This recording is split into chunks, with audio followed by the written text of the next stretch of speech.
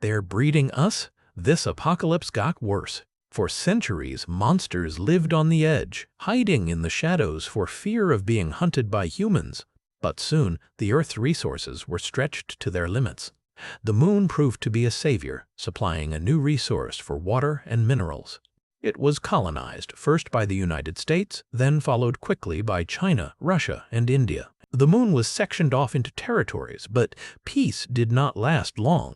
Nobody knows who fired the first missile. Over 40,000 troops died. The moon was fractured, broken. The effect on the Earth was catastrophic.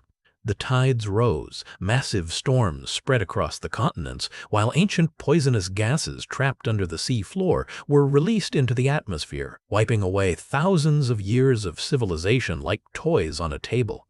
Humankind became all but extinct.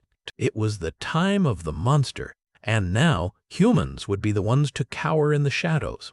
30 years later, vampires were the first to take hold and form their own society out of the ruins of humankind. No longer able to rely on hunting for blood, they had taken up farming, capturing, breeding, and bleeding what humans they could find. A hooded vampire with goggles screams, "After her!"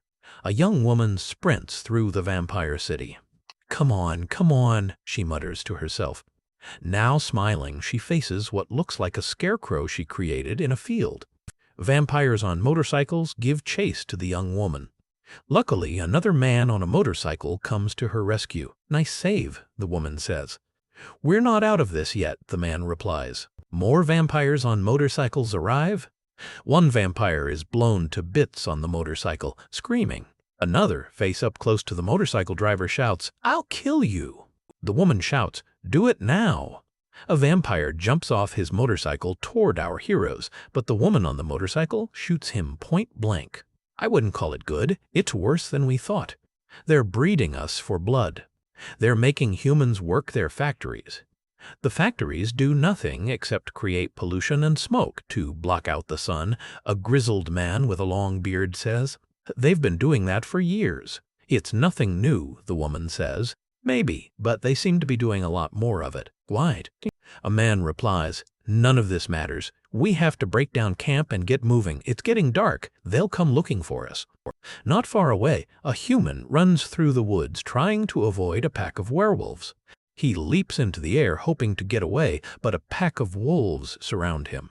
No, he cries. I said, "Stop." A werewolf says to his pack while a human stands behind him. "We do not hunt humans. This is the new way." Another werewolf retorts, "I warned you all about transforming completely. You can't think straight." Another says, "We've listened to you for this long, Rance, but we are all starving. We cannot live on rats and squirrels."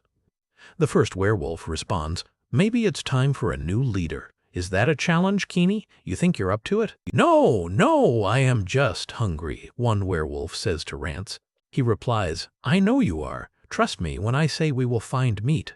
The human standing there says, "My tribe is dead. I was running from them." Rance says to him, "Go back to your tribe. There's only danger here for you."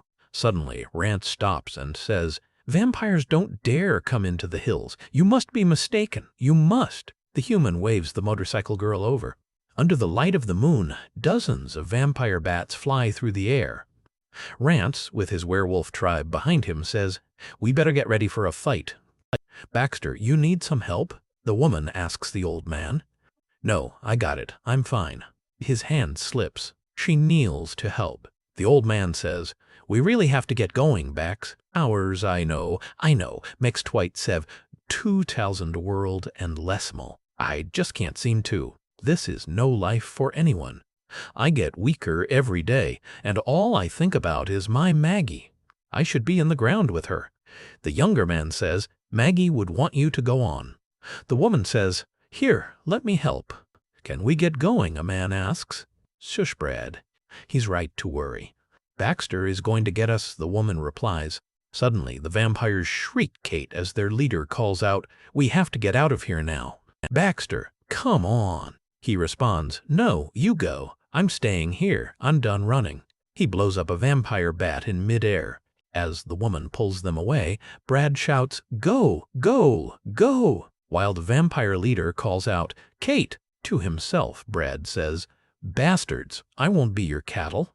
He points the gun at his head and blows his brains out. As they ride away, the woman looks back to see the vampires feasting on Brad's bloodied corpse.